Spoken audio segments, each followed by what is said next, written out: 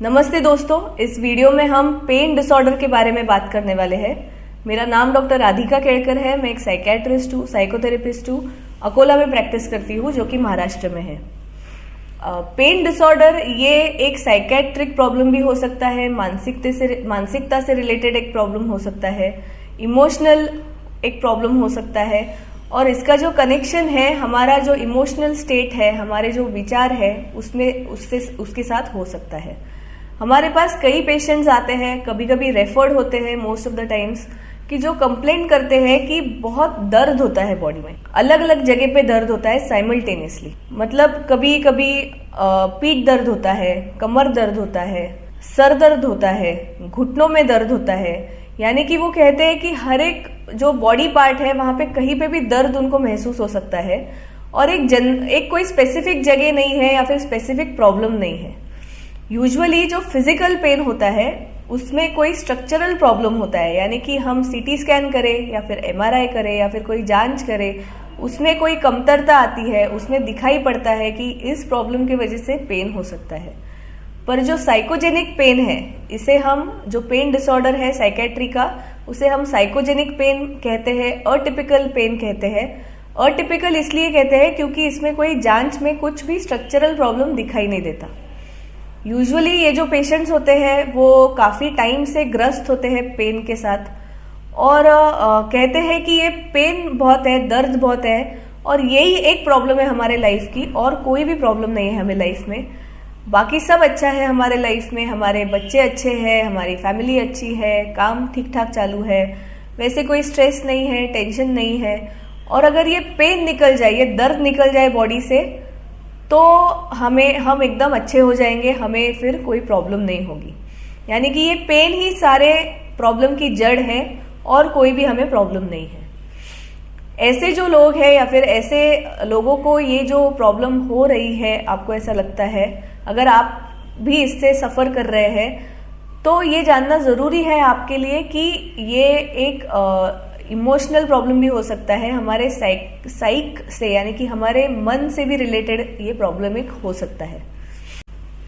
तो कैसे पहचाना जाए कि ये फिजिकल पेन है या साइकोजेनिक पेन है? इसके लिए एक टिप है। जो फिजिकल पेन होता है वो यूजुअली अगर पेशेंट अगर कहीं बाहर जाते हैं या फिर कहीं घूम के आते हैं, या कोई दोस्त उनको मिलने आते हैं, या फिर कहीं किसी के साथ वो घुलते मिलते हैं, पिक्चर देखने चले गए, या फिर और कहीं मॉल में चले गए, तो इन एक्टिविटीज के बाद वो पेन थोड़ा कम हो जाता है, क्योंकि हमारे बॉडी में हैप्पी हार्मोन्स रिलीज होते हैं कुछ भी अच्छा करने के बाद, उसकी वजह से ये पेन थोड़ा कम हो जाता है। यूजुअली हम कहते हैं कि अरे तुम तो बाहर गए और तुम्हारा पेन गायब हो गया, यानी कि ये आपके दिमाग का है। तो ये गलत बात है, क्योंकि जो फिजिकल पेन होता है वो ऐसे आउटडोर एक्टिविटीज से या कुछ अच्छा करने से कम हो जाता है। पर जो साइकोजेनिक पेन है, जो एक्चुअली माइंड में से आ रहा है, वो आप कुछ भी करें या फिर पेशेंट कुछ भी अच्छा करे तो भी वो कहते रहते हैं कि हाँ ये तो हम गए बाहर, तो हम जाके आए, पर हमारा पेन तो वैसे का वैसा ही है, हमारा जो दर्द है वो कुछ कम हुआ नहीं। अगर लोग भी उनको मिलने को आते हैं, वो कहीं बाहर जाते हैं और कोई अच्छा मौका आ जाता है लाइफ में, पर तो भी उनका जो दर्द है वो कम नहीं होता। तो अगर ऐसे कोई पेशेंट्स है जो कहते हैं कि कुछ भी करो कि पेन कम ही नहीं होता, तो पॉसिबल है कि ये साइकोजेनिक पेन है। ये काफी कॉमन प्रॉब्लम है, ये 10 से 15% लोगों को होती है, यूजुअली मिडिल एज में आती है। और ऐसा भी देखा गया है कि 25 to 50% लोगों को पेन के साथ एक्चुअली डिप्रेशन होता है। और ये डिप्रेशन कभी डायग्नोज नहीं होता, क्योंकि वो कहते हैं कि हमारे मन में तो कोई प्रॉब्लम नहीं है, मन बहुत अच्छा है, हम खुश हैं, हमें कोई मतलब परेशानी नहीं है। तो मन की कोई बीमारी है ऐसा लोगों को डाउट भी नहीं आता, क्योंकि वो खुद ही कहते हैं कि मन में तो हम ठीक है, पर एक्चुअली उनको डिप्रेशन होता है। दूसरी एक बात है, 60 to 100% लोगों को थोड़ी बहुत उदासी होती है। थोड़ी बहुत अगर हम उनको पूछे तो वो बताएंगे कि हमें थोड़ा बहुत उदास लगता है। तो ये जो फैक्ट्स है ये कंसिडर होने चाहिए। अगर किसी को कंटिन्यूअसली बहुत टाइम के लिए जनरलाइज बहुत सारे बॉडी में कई जगहों पर अगर पेन हो रहा है तो ये कंसिडर होना चाहिए।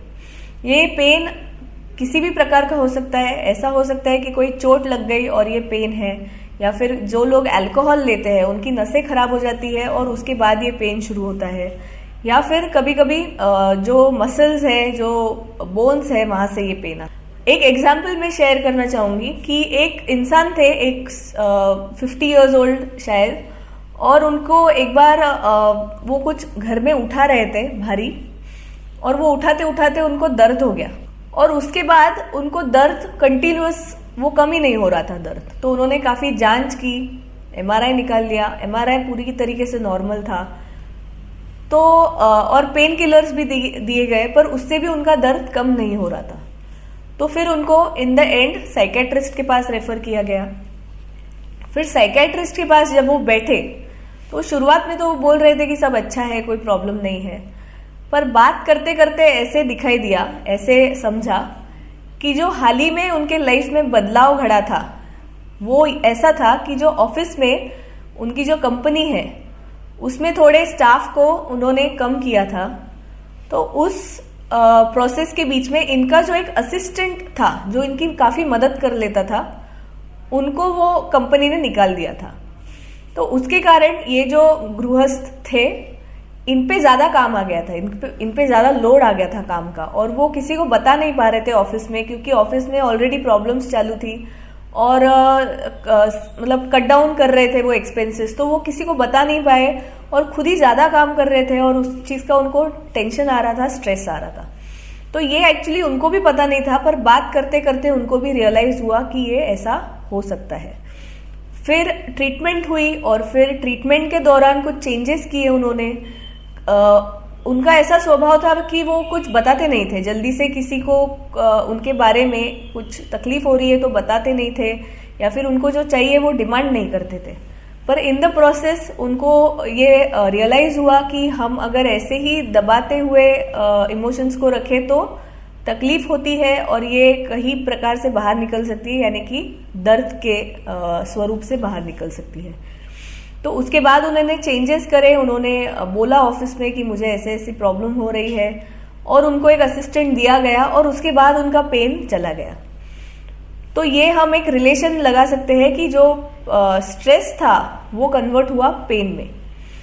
इसके और भी कई कारण हो सकते हैं। कभी कभी ऐसा होता है कि पेन के वजह से या फिर दर्द है इसकी वजह से उस इंसान को सहानुभूति मिलती है, लोगों से सिंपैथी मिलती है, लोगों से प्यार मिलता है, घर वालों से थोड़ा अटेंशन मिलता है, थोड़ी केयर मिल जाती है। तो उसकी वजह से ये प्रॉब्लम वैसी की वैसी रहती है और कभी कभी बढ़ भी जाती है, क्योंकि वो डायरेक्टली नहीं बोल सकते कि मुझे अटेंशन दो। तो उनका जो माइंड है वो ये एक पेन क्रिएट कर लेता है बॉडी में, उसकी वजह से फिर ऑटोमेटिकली लोग उनकी तरफ ध्यान देने लगते हैं, उनकी केयर करने लगते हैं। तो ये अच्छा लगता है उन्हें।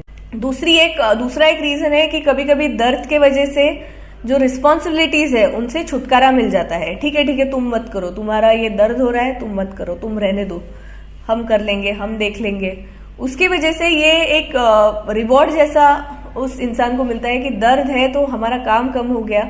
इसके कारण ये जो प्रॉब्लम है वो कभी कभी मेंटेन हो जाता है, वैसे का वैसा रहता है। तो ये बहुत ही जरूरी एस्पेक्ट है मुझे लगता है सभी लोगों के लाइफ में, क्योंकि अगर दर्द है तो क्वालिटी ऑफ लाइफ जो है, जो लाइफ का अनुभव है वो बहुत मतलब अच्छा नहीं लगता, और दर्द के कारण किसी को भी दर्द में रहना पसंद नहीं आता।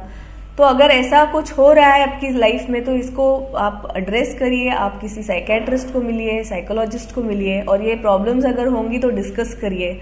क्योंकि अगर पेन का प्रॉब्लम है और वो साइकोजेनिक है तो इलाज भी पॉसिबल है, क्योंकि नॉर्मल पेन किलर्स काम में नहीं आती, इनको अलग दवाई देनी पड़ती है जिनका थोड़ा साइकेट्रिक इफेक्ट भी है और माइंड के ऊपर भी काम करती है। ऐसी दवाइयाँ देनी पड़ती है और उसके साथ काउंसलिंग भी करानी पड़ती है। काउंसलिंग से भी काफी आराम पड़ता है, जैसे कि हमने केस जो आज हमने डिस्कस की उसमें देखा। तो ये पेन डिसऑर्डर के बारे में जानकारी थी। मुझे उम्मीद है कि आपको अच्छी लगी हो, और अगर किसी की काम की हो तो जरूर उन्हें ये बताइए, वीडियो शेयर करिए, और सुनने के लिए धन्यवाद।